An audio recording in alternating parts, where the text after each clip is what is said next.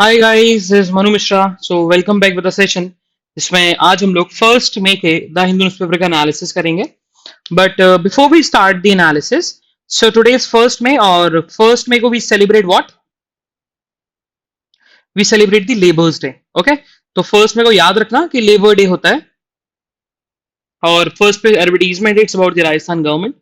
Rajasthan government ने advertisement दिया है कि उन्होंने कुछ पैसा अलोकेट किया है for the labours in the Covid 19 की सिचुएशन में, जो एक बहुत बड़ी सिचुएशन है जहां पर ऐसी सिचुएशन है जहां पर लोगों को वर्क नहीं मिलता, लोगों को काम नहीं मिलता। एंड इकोनॉमिक सिचुएशन, उनकी फैमिली की सिचुएशन बहुत ज्यादा खराब हो जाती है, फाइनेंशियल सिचुएशन। इसी के चलते राजस्थान गवर्नमेंट ने स्टेप लिया एंड आई होप और भी अदर स्टेट गवर्नमेंट्स हो, वो भी स्टेट गवर्नमेंट्स और हम लोग भी एज अ इंडिविजुअल पर्सन भी हमें भी ऐसे स्टेप्स लेने चाहिए कि माइग्रेंट वर्कर्स या कोई भी लेबर हो जिसकी फाइनेंशियल सिचुएशन अच्छी नहीं है, तो उनको हम कुछ ना कुछ हेल्प प्रोवाइड करें। Okay, so now here we start the analysis, today's newspaper analysis. So what happened? Finally, बोल तो दिया था सेंट्रल गवर्नमेंट ने कि हम लोग फर्स्ट मई से स्टार्ट कर देंगे vaccination program from the above the age of 18 till 44 और 45 के ऊपर तो लगी रही थी सबको। बट बहुत सारी स्टेट्स हैं लाइक मध्य प्रदेश, महाराष्ट्र, इन्होंने मना कर दिया कि हम लोग अभी रोल आउट स्टार्ट नहीं करेंगे। महाराष्ट्र ने पहले मना किया कि अभी हम लोग रोल आउट स्टार्ट नहीं कर रहे, फिर उन्होंने बोला कि चलो हम रोल आउट और वैक्सीनेशन प्रोग्राम स्टार्ट करेंगे। तो उनके बीच में अभी स्पेकुलेशन चल रहा है क्योंकि कोलिजन गवर्नमेंट है। कोई एक पार्टी बोलते हैं कि स्टार्ट कर देना चाहिए, फिर चीफ मिनिस्टर बोलते हैं कि नहीं, फिर आगे चीफ मिनिस्टर बोलते हैं ठीक है हम लोग यहाँ शॉर्टेज है लेकिन तभी हम लोग वैक्सीनेशन स्टार्ट कर रहे हैं। But there are many states, बहुत सारे स्टेट्स हैं including Delhi government also. Delhi government ने भी बोला है कि हम लोग इस वैक्सीनेशन ड्राइव में अभी अभी हम लोग इस वैक्सीनेशन जो ड्राइव होने वाली है for the age from the age of 40 from the age of 18 to 45, उनको भी थोड़ा सा वेट करना पड़ेगा क्योंकि अभी पहले 85 लोगों को वैक्सीनेशन किया जाए, देन फिर हम लोग 18 पे फोकस करेंगे। रीजन भी क्योंकि वैक्सीन की बहुत ज्यादा शॉर्टेज है। Okay, second important news it's about the supreme court. तो कल डीवाई चंद्रचूड़ और दो मोर जजेस, मतलब 3 जजेस की बेंच थी, उन्होंने एक ऑर्डर पास किया, बेसिकली हम बोल सकते हैं गाइडलाइंस, और एक ऑर्डर दिया सेंट्रल गवर्नमेंट को कि अगर कोई सिटीजन सोशल मीडिया पे, अब सोशल मीडिया का मतलब फेसबुक पर हो गया, ट्विटर पर हो गया, इंस्टाग्राम पे हो गया, अगर वो डिमांड कर रहा है ऑक्सीजन सिलेंडर्स की, अगर वो डिमांड कर रहा है वैक्सीनेशन की, अगर वो डिमांड कर रहा है किसी मेडिसिन या ड्रग्स की, तो आप उसको अरेस्ट नहीं कर सकते, आप उसको क्लैम्प डाउन नहीं कर सकते सोशल मीडिया के पोस्ट को। अगर आपने किया तो वो कंटेम्प्ट ऑफ कोर्ट होगा। अगर कोई भी स्टेट गवर्नमेंट करती है, सेंट्रल गवर्नमेंट करती है, उस पर्सन का पोस्ट और उस पर्सन के पोस्ट को डिलीट करवाती है, तो देन उस स्टेट गवर्नमेंट को और सेंट्रल गवर्नमेंट को कंटेम्प्ट ऑफ कोर्ट झेलना पड़ेगा। What happen? तो centre to train doctors in remote area. So दिक्कत यह है कि अभी कोविड 19 देखा जाए तो बहुत बड़े बड़े मेजर स्टेट्स और मेजर मेजर सिटीज में भी है, लाइक भोपाल, मुंबई, दिल्ली। लेकिन ये सारे केसेस फिर धीरे धीरे स्प्रेड होते हैं और रूरल एरियाज में जाते हैं, रिमोट एरियाज में जाते हैं, जहां पर एक इफेक्टिव डॉक्टर नहीं मिलता। फिर डिसीजेस इंक्रीज हो जाती है, वायरस इंक्रीज होता है और लोगों की फिर डेथ रेट भी इंक्रीज होती है, हेल्थ प्रॉब्लम्स भी आती है। इसी के चलते सेंटर ने फाइनली डिसाइड किया है कि वो रिमोट एरियाज में जाकर, जो उनके एफिशिएंट और इफेक्टिव डॉक्टर्स हैं, वो रिमोट एरियाज में जाकर रिमोट एरियाज के डॉक्टर्स को ट्रेन करेंगे फॉर दी कोविड 19 के लिए। Okay, moving further, so what happen? तो आज हमारे लिए एक लीगल फील्ड में बहुत दुख की खबर है कि Soli Sorabjee basically he was the past attorney general of India, he was the former attorney general of India, और वो 2 बार अटॉर्नी जनरल ऑफ इंडिया रहे। और he was the awardee of Padma Vibhushan, उनको पद्म विभूषण से भी अवार्ड मिला है। And Padma Vibhushan basically second highest civilian award है in India after Bharat Ratna. उनकी डेथ हो गई। इन्होंने, अगर देखा जाए तो इन्होंने बेसिकली पब्लिक के लिए बहुत काम किया है, बेसिक राइट्स, फंडामेंटल राइट्स और ह्यूमन राइट्स पर उन्होंने बहुत ज्यादा काम किया है। और इनका बहुत बड़ा इन्वॉल्वमेंट था Kesavananda Bharati versus state of Kerala के केस में। बेसिक स्ट्रक्चर को, डॉक्ट्रिन को इवॉल्व करने के लिए सोली सोराब जी को बहुत ज्यादा कॉन्ट्रीब्यूशन जाता है। तो इनकी कल डेथ हो गई थी। और फिर 1984 के जब सिख राइट्स हुए थे दिल्ली में, जब राइट्स हुए थे, सिख लोगों के राइट्स हुए थे, सिख लोगों को मारा जा रहा था क्योंकि इंदिरा गांधी की असैसिनेशन किया गया था बाय द बॉडीगार्ड जो कि सिख रिलीजन के थे। इसी के चलते तो उन्होंने सिख लोगों को भी रिप्रेजेंट किया था सुप्रीम कोर्ट में। Okay, moving further, so what happened? तो it's about the supreme court again. Supreme court ने यही बोला है कि सेंटर की स्पेशल रिस्पॉन्सिबिलिटी है ऑन दिल्ली। अगर दिल्ली कुछ डिमांड कर रही है, दिल्ली में कुछ लैक है, कुछ भी कमी होती है मेडिसिन, ड्रग्स या ऑक्सीजन की, वैक्सीनेशन की, वो आपको सप्लाई करे, वो आपकी रिस्पॉन्सिबिलिटी है। रीजन भी क्योंकि दिल्ली गवर्नमेंट के पास इतनी पावर नहीं है in comparison to the other state government. Other state government के पास ज्यादा फाइनेंशियल पावर भी होती है, law and order, police order भी है, बट दिल्ली गवर्नमेंट के पास वो सारी चीज नहीं है। तो इसी के चलते सेंट्रल गवर्नमेंट को बोला है कि आपकी स्पेशल रिस्पॉन्सिबिलिटी है toward the Delhi. Moving further, तो दिस इज अबाउट सिटी, तो हमें सिटी के बारे में नहीं पढ़ना है, will skip this city news. Okay, so on the north east page what happened, तो राजस्थान गवर्नमेंट ने बेसिकली इमरजेंसी अलोकेशन मांगा है 201 मैट्रिक टन ऑफ ऑक्सीजन का, क्योंकि वहां पर भी ऑक्सीजन की बहुत ज्यादा कमी है। Moving further again, so on the southern news सिर्फ एक ही हमारी न्यूज हो जाती है from the west side, and वही कि उद्धव ठाकरे ने पहले तो मना किया, महाराष्ट्र गवर्नमेंट ने पहले मना तो कर दिया कि हम वैक्सीनेशन भी नहीं देंगे 18 से लेकर 45 के एज के लोगों को, बट उन्होंने बोला कि डिस्पाइट शॉर्टेज, सीएम ने बेसिकली स्टार्ट कर दिया, सीएम ने बोल दिया है कि आज से हम वैक्सीनेशन स्टार्ट कर देंगे for the age group of 18 to 44, आज से स्टार्ट कर देंगे, जरूर शॉर्टेज है लेकिन स्टार्ट करेंगे।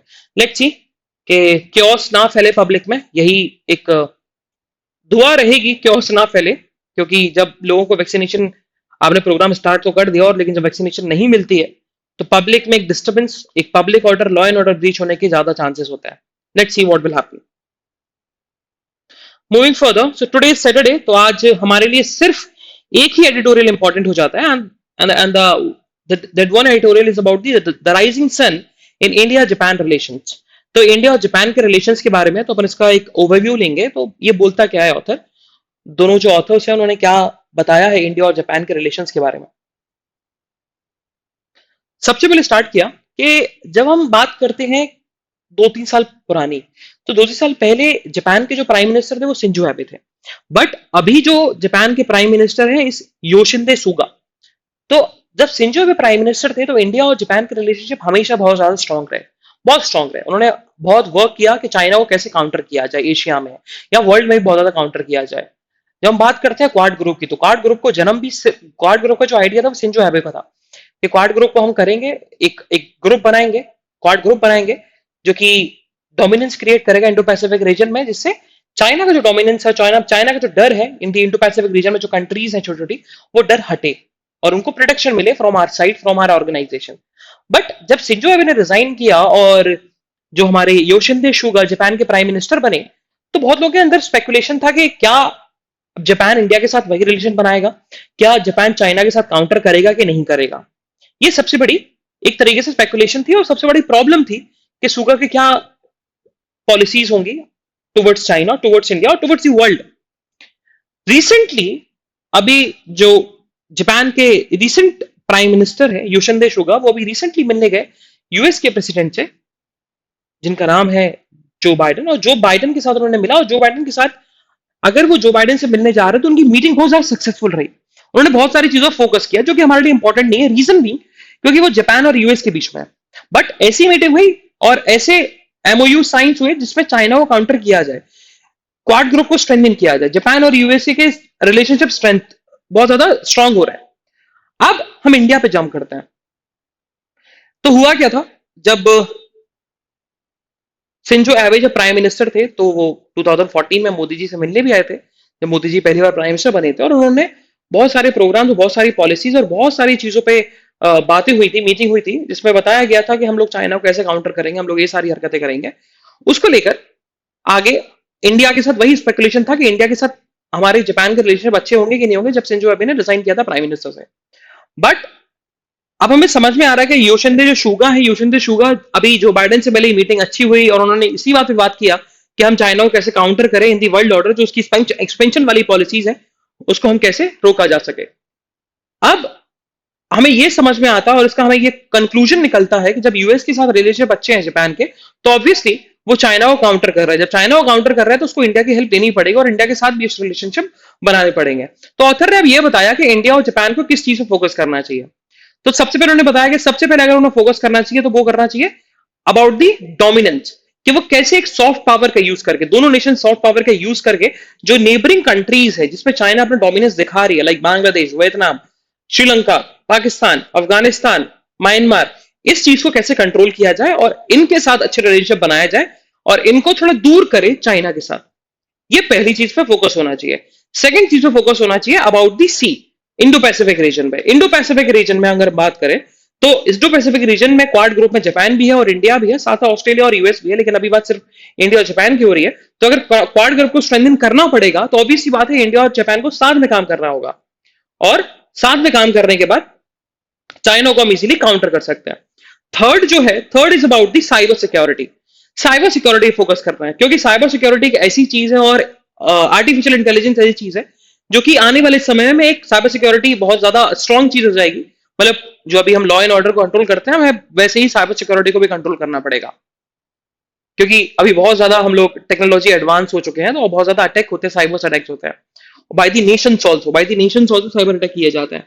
तो हमें साइबर सिक्योरिटी और आर्टिफिशियल इंटेलिजेंस पर वर्क करना पड़ेगा, क्योंकि जापान ऑलरेडी पता है टेक्नोलॉजी में बहुत ज्यादा एडवांस है और इंडिया मैन पावर में बहुत ज्यादा एडवांस है। अगर दोनों वर्क करेंगे तो टेक्नोलॉजी और आर्टिफिशियल इंटेलिजेंस में हम लोग बहुत आगे निकल जाएंगे। तो ये तीन चीजें। फोर्थ जो चीज है इंडिया और जापान को जिस पे फोकस करना चाहिए, इट्स अबाउट द इंफ्रास्ट्रक्चर। अब इंफ्रास्ट्रक्चर की हम बात करें तो इंडिया में इंफ्रास्ट्रक्चर की स्कैसिटी है। अगर हम, स्कैसिटी का मतलब है कि infrastructure in comparison to the Japan कम है, और वही जापान का इंफ्रास्ट्रक्चर और वही जापान का जो ह्यूमन रिसोर्स है, जो यूज करने का ह्यूमन रिसोर्स यूज करते हैं, वो बहुत ज्यादा सक्सेसफुल रहा और वर्ल्ड में सबसे वन नंबर पे आता है इंफ्रास्ट्रक्चर और मैन मैन रिसोर्सेज को यूज, ह्यूमन रिसोर्स को यूज करने में। तो इंडिया को हेल्प लेनी होगी और इंडिया को हेल्प मिलनी भी चाहिए from the Japan to use the to use the infrastructure, to build the infrastructure in India.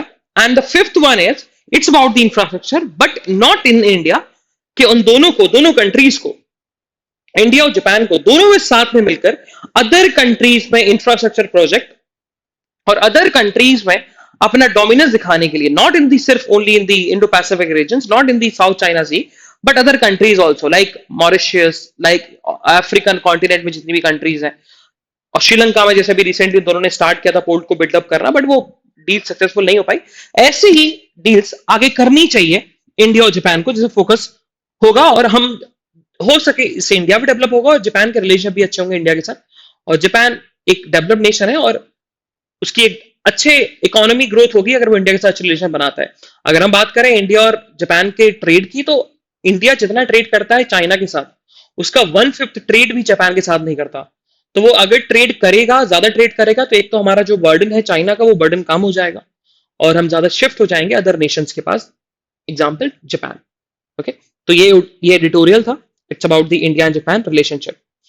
Moving further, so this is about ground zero. तुझे एक सिचुएशन के बारे में बताते हैं कि वहां एक सिचुएशन है, जिसे अभी बताया गया कि यूपी के बारे में बताया गया कि यूपी में बहुत ज्यादा लोगों की डेथ हो रही है, जिसके चलते बहुत ज्यादा बॉडीज को जलाया जा रहा है। तो उसको ग्राउंड जीरो मतलब ग्राउंड रियलिटी बताते हैं, जो कि हमारे लिए इंपॉर्टेंट नहीं होता। It's about something, it's something about के वहां पर क्या चल रहा है, जो कि हमारे एग्जाम पर्सपेक्टिव से इंपॉर्टेंट नहीं है।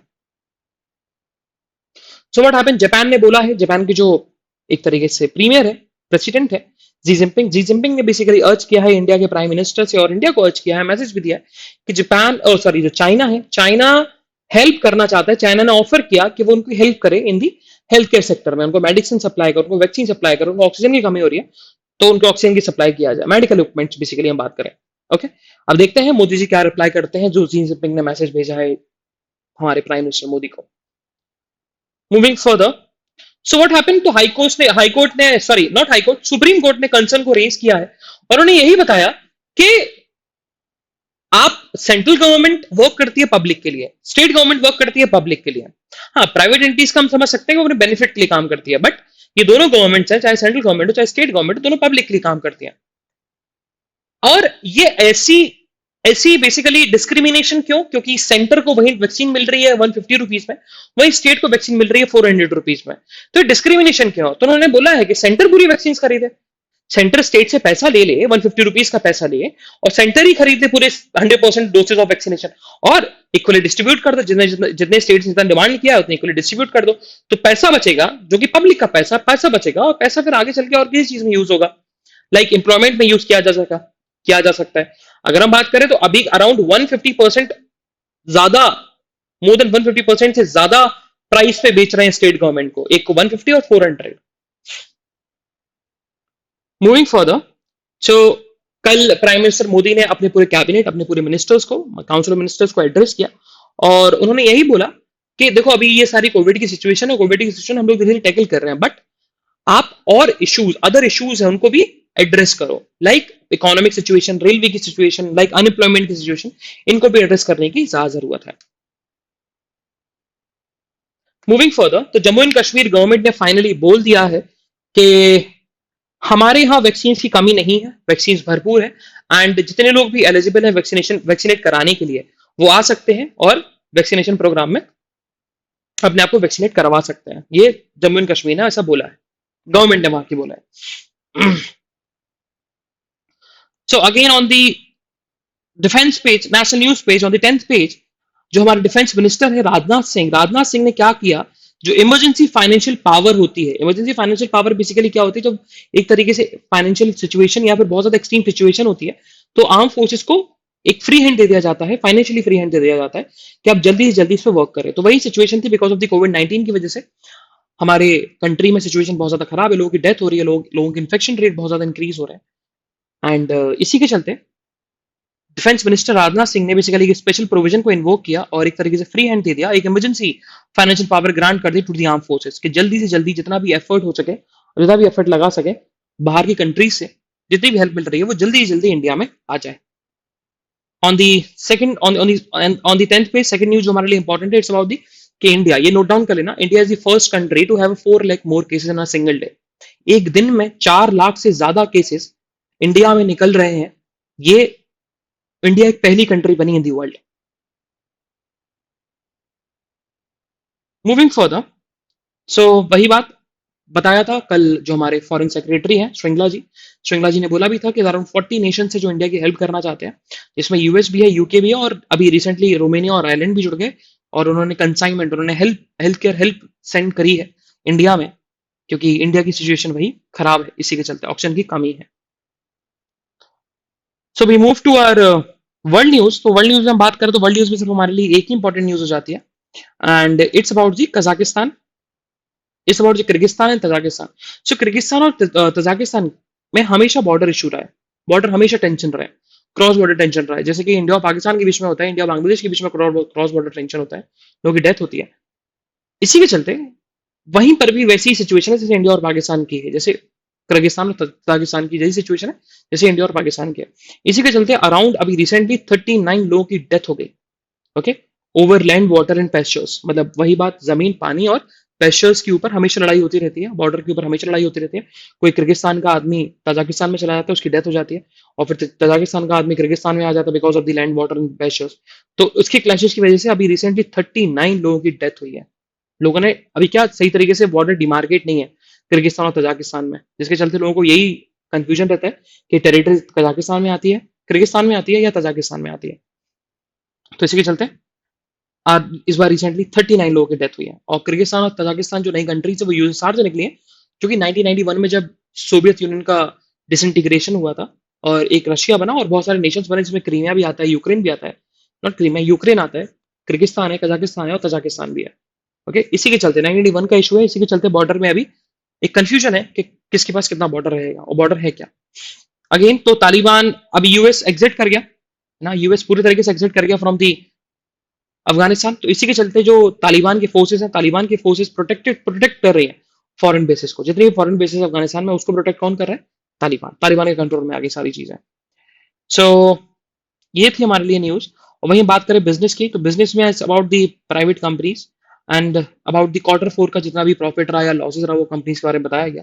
कल रिजल्ट का डे था, इसी के चलते इकोनॉमिक न्यूज में सब सारी बातें जो है वो सिर्फ प्राइवेट कंपनीज और पब्लिक कंपनीज के बीच में घूमती रहती है, जो कि हमारे लिए एग्जाम के पर्सपेक्टिव से इंपॉर्टेंट नहीं है। So this is the analysis of today's newspaper. हम लोग मंडे को फिर मिलेंगे with some exciting news and exciting current affairs. तो तब तक के लिए bye bye and have fun and enjoy your day.